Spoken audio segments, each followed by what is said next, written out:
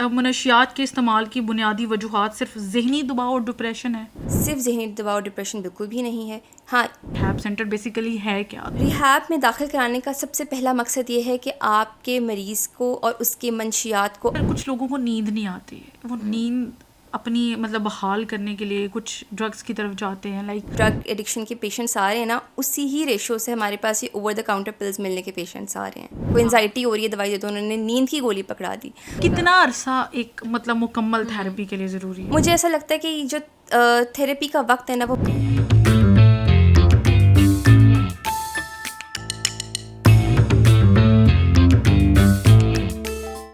मनशियात के इस्तेमाल की बुनियादी वजूहात सिर्फ ज़हनी दबाव और डिप्रेशन है? बिल्कुल भी नहीं। सिर्फ ज़हनी दबाव और डिप्रेशन बिल्कुल भी नहीं है। हाँ, ये वन ऑफ द रीज़न ज़रूर है, लेकिन ये ओनली रीज़न नहीं है।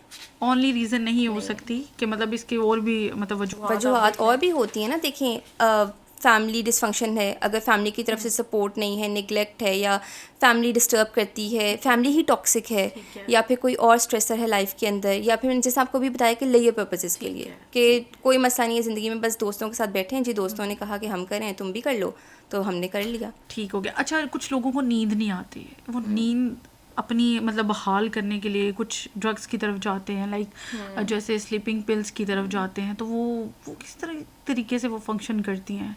आप देखिए। और फिर अच्छा उनसे ये भी पूछा जाए कि मतलब नहीं जस्ट नींद के लिए कि नींद नहीं आ रही तो इसलिए दवाई ले रहा हूँ या दवाई ले रही हूँ, तो वो इस चीज़ को बिल्कुल समझते हैं कि बिल्कुल भी कोई इतना नुकसान नहीं है इस चीज़ का। तो आप बीइंग अ डॉक्टर, आपका क्या एनालिसिस है? मैं आपको एक बात बताऊं, जिस रेशो से हमारे पास ये दूसरी ड्रग एडिक्शन के पेशेंट्स आ रहे हैं ना, उसी ही रेशो से हमारे पास ये ओवर द काउंटर पिल्स मिलने के पेशेंट्स आ रहे हैं।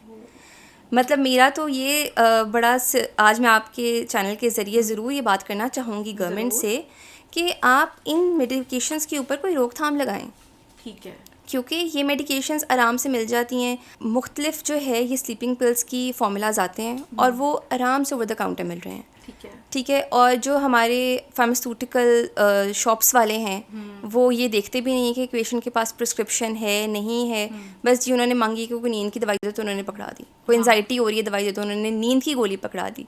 हालांकि एंजाइटी डिप्रेशन की दवाइयाँ अलग होती हैं, ये जो स्लीपिंग पिल्स होती हैं ये आपको ज़्यादा डिप्रेशन और एंजाइटी की तरफ लेकर जाती हैं। लेकिन लोग इसको समझते हैं कि ये शायद हमें रिकवरी दे रही है जो भी। अच्छा, आप ये बताएं कि रिहैब सेंटर्स जो बनाए जाते हैं डेफिनेटली एक पेशेंट को ट्रीट करने के लिए, एक अच्छा एनवायरनमेंट देने के लिए, कि ताकि मरीज़ को एक डिफरेंट माहौल दिया जाए ताकि उसकी नशो नमा हो। लोग रिहैब सेंटर से इतना क्यों भागते हैं, स्पेशली ऐसे पेशेंट्स क्यों भागते हैं? वो क्यों समझते हैं कि हमें किसी पागल खाने में या कहीं इधर उधर जमा करवाने के लिए लेके जा रहे हैं? इसलिए क्योंकि मरीज़ तो कभी ये मानता ही नहीं कि वो नशा गलत करता है। अच्छा, उसके लिए तो जब से उसने नशा करना शुरू किए उससे ज़्यादा अच्छा उसने कभी महसूस पहले किया ही नहीं है, ठीक है, क्योंकि वो एक्टिव हो गया।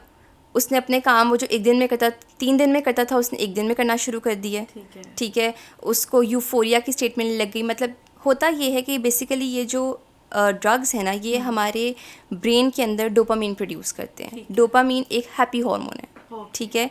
तो ये जो ड्रग्स हैं ये उसको बूस्ट करते हैं, ठीक है, तो उनको वो खुशी फ़ील होती है ड्रग्स करके, ठीक है। अब जब उनको खुशी फ़ील हो रही है, उनको एक्टिवनेस फ़ील हो रही है, तो वो इस चीज़ को क्यों मानेंगे कि वो बीमार है?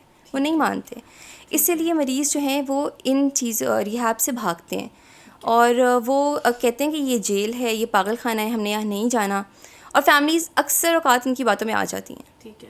अच्छा, आम लोगों को भी, कॉमन जो पीपल हैं उनको भी इस चीज़ का नॉलेज नहीं है कि रिहैब सेंटर बेसिकली है क्या, तो बेसिकली वो क्या है, क्या फंक्शन है, थोड़ा सा ये ऑडियंस को ज़रा एलैबोरेट करें, जो मैं समझती हूँ बड़ी ज़रूरत है। बिल्कुल ठीक कह रही हैं, ये बहुत ज़रूरी है कि आम आवाम को पता चले कि रिहैब एक्चुअली फ़ंक्शन कैसे करता है। रिहैब में दाखिल कराने का सबसे पहला मकसद ये है कि आपके मरीज़ को और उसके मंशियात को अलहदा कर दिया जाए, ठीक है, ठीक है। एक्सटर्नल इन्वायरमेंट से दूर कर दें, ठीक है। चाहे वो एक्सटर्नल ट्रिगर्स, उसका स्ट्रेस है जिसकी वजह से वो मंशियात कर रहा है, जो भी है, सबसे पहले ड्रग्स को और पेशेंट को अलग कर दें, ठीक है। क्योंकि मैंने जैसे आपको पहले भी बताया कि 3 हफ्ते लगते हैं ड्रग्स को वॉश आउट होने में। उसके बाद फिर जो है पेशेंट की थेरेपी होना शुरू होती है।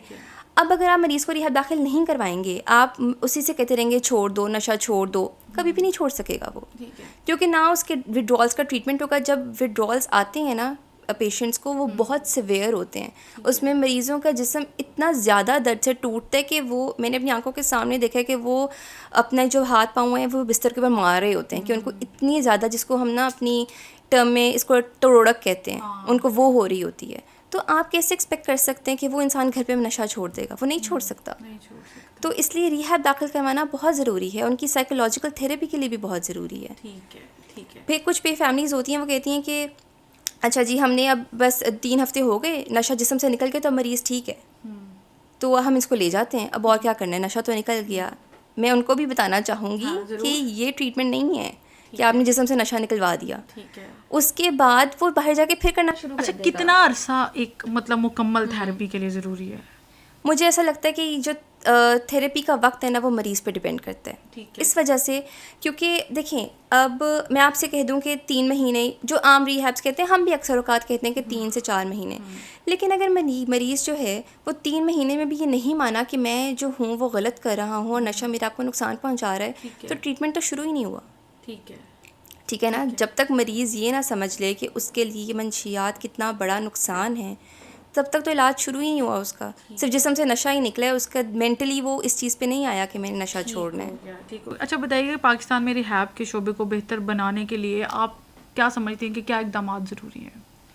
सबसे पहले तो मेरा ख्याल है कि गवर्नमेंट इदारे होने चाहिए रिहैब के लिए। ऑल्दो हमारे पाकिस्तान में भी, इवन लाहौर में बहुत ज़्यादा रिहैब्स खुलने लगे हैं, लेकिन majority of them are private. ठीक है, अब प्राइवेट इदारों का ये वो महंगे हैं। ठीक है, इस तरह होता है कि कभी कभी कुछ फैमिलीज़ जो हैं वो अफोर्ड ही नहीं कर सकती। ठीक है। और जो अफोर्ड कर सकती हैं वो बहुत थोड़े ड्यूरेशन के लिए अफोर्ड कर सकती हैं, तो जितना अरसा हमें रिक्वायर्ड होता है पेशेंट को ट्रीट करने के लिए, वो उतना मुकम्मल ही नहीं हो पाता, क्योंकि वो अफोर्ड ही नहीं कर सकते। तो सबसे पहले तो गवर्नमेंट इदारे होने चाहिए जो इसका इलाज करें। ठीक है। दूसरी बात, जो हमारे मुल्क में नहीं होता, ठीक है, इदारों के अंदर, वो है ऑक्यूपेशनल थेरेपी। देखिए, हमने मरीज़ का नशा निकाल दिया जिस्म से, 2 से 3 हफ्ते में इसकी थेरेपी भी कर दी साइकोलॉजिकल। उसके बाद क्या आपने उसकी ज़िंदगी को बेहतर करने के लिए उसको क्या सिखाया वहाँ पर? अगर एक बंदा था घर पे फारिग बैठा रहता था, कोई काम नहीं करता था, नशों की तरफ लग गया, आपने उसकी थेरेपी करके वापस उसको उसी इन्वायरमेंट में भेज दिया। आपने उसको वापस उसी इन्वायरमेंट में भेज दिया, आपने उसको कुछ नहीं सिखाया जी कि बाहर जाके तुमने ये काम करना है। तो ऑक्यूपेशनल थेरेपी बाहर के मुल्कों में ज़रूर प्रैक्टिस होती है, लेकिन पाकिस्तान में नहीं होती। और पाकिस्तान में होनी चाहिए, क्योंकि ये जितने भी फिर लोग फारिग वेले रहते हैं, इनके लिए कोई काम होना चाहिए ताकि ये किसी काम की तरफ लगें। ठीक है। अच्छा, ख़ानदान का कितना किरदार होता है कि किसी भी जो इंसान है जो नशा कर रहा है, अगर उसको बेहतरी की तरफ राग़िब करना है, तो ख़ानदान इसमें क्या इंपॉर्टेंट रोल प्ले कर सकता है आपकी नज़र में? I think 80% of the time it's the family, because अगर आपने पेशेंट का ट्रीटमेंट करवा दिया और वहाँ से निकलने के बाद फैमिली ने उसको सपोर्ट नहीं किया, तो फिर पेशेंट ठीक नहीं रह सकता।